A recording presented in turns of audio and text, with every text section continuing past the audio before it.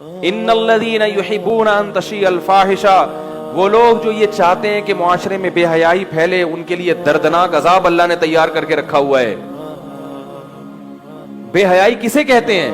اسی کو تو کہتے ہیں بے حیائی، کہ مرد اور عورت کھلے گپے مار رہے ہیں ایک دوسرے سے، اور ایک دوسرے کو دیکھ کر حرام لذتیں حاصل کر رہے ہوں، کوئی آپس میں حجاب نہ ہو۔ اللہ کو عورت میں حیا اتنی پسند ہے کہ موسیٰ علیہ الصلوۃ والسلام جب کنویں میں ایک بزرگ کی بیٹیوں کو پانی پلاتے ہیں اور وہ بیٹیاں واپس موسیٰ علیہ السلام کے پاس آتی ہیں کہ ہمارے ابا آپ کو اجرت دینا چاہتے ہیں، کمیشن، تو قرآن ان کی چال کا بھی تذکرہ کرتا ہے۔ جاءت احداہما تمشی علی استحیاء، فرمایا کہ ان میں سے ایک آئی حیا اور شرم کے ساتھ چلتی ہوئی۔ تو اللہ کو عورت میں حیا اور شرم کا عنصر اتنا پسند ہے کہ جہاں بھی قرآن میں عورت کا تذکرہ ہے اور اس میں حیا کی بات ہے تو اللہ نے اس کو فوراً کیا کیا؟ ہائی لائٹ کیا ہے۔ قرآن عورت کا نام بھی ذکر نہیں کرتا۔ فرعون کی بیوی کا جہاں بھی تذکرہ آیا اللہ نے یہ نہیں کہا آسیہ نے کہا، اللہ نے کہا امرأۃ فرعون، فرعون کی، بولو بھائی، بیوی نے کہا۔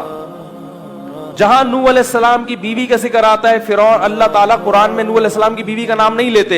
کیا کہتے ہیں کہ جب یہ کہہ کے بات یعنی ضرورت پوری ہو سکتی ہے تو نام لینے کی کیا ضرورت؟ فرمایا کہ نوح کی بیوی، لوط علیہ السلام کی بیوی، بات آ رہی ہے سمجھ میں؟ ابراہیم علیہ السلام کی اہلیہ کا تذکرہ آیا، ابراہیم کی بیوی، فسکت وجہہا، قرآن کہہ رہا ہے ابراہیم کی بیوی نے اپنے پیشانی پہ ہاتھ مارا، کہیں بھی نام نہیں آ رہا۔ حضرت مریم کا نام ہے، اس کی ایک حکمت ہے کہ حضرت مریم کے بارے میں قرآن کلیئر کرنا چاہتا ہے کہ حضرت مریم والدہ تھیں عیسیٰ کی، عیسیٰ کی والدہ ان کے علاوہ کوئی بھی نہیں، اور عیسیٰ کے باپ نہیں تھے، لہذا نسب کہاں سے چلے گا؟ مریم سے۔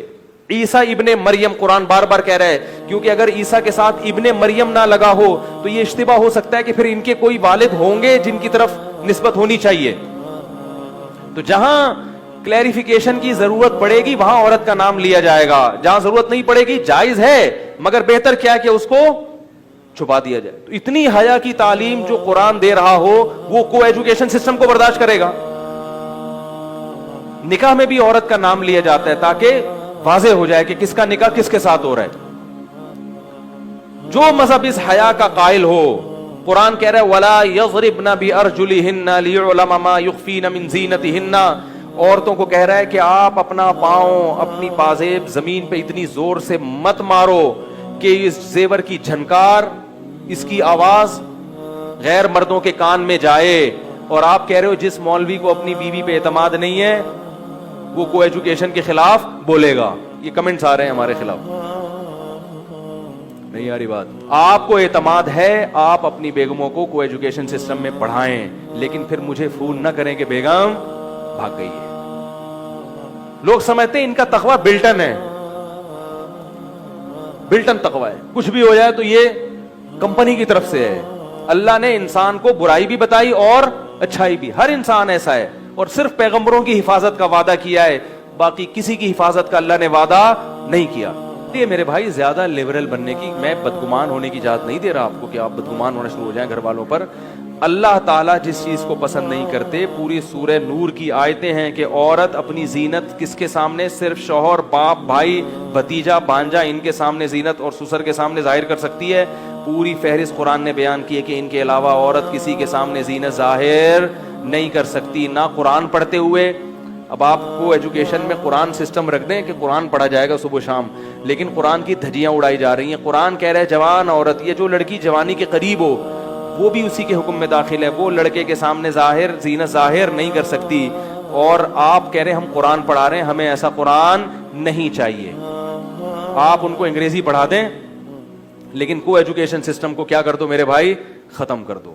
تو میں اس لیے کہہ رہا ہوں کہ عوام کی ذمہ داری ہے، میں کسی سیاسی تنظیم کے خلاف نہیں کر رہا آپ کو کہ آپ کے ان کا موٹیو ہے یہ، جس کا بھی ہو، لیکن عوام، سیاسی لوگ چاہے مذہبی جماعتیں ہوں یا لبرل ہوں، وہ دیکھتی ہیں پبلک کدھر جا رہی ہے۔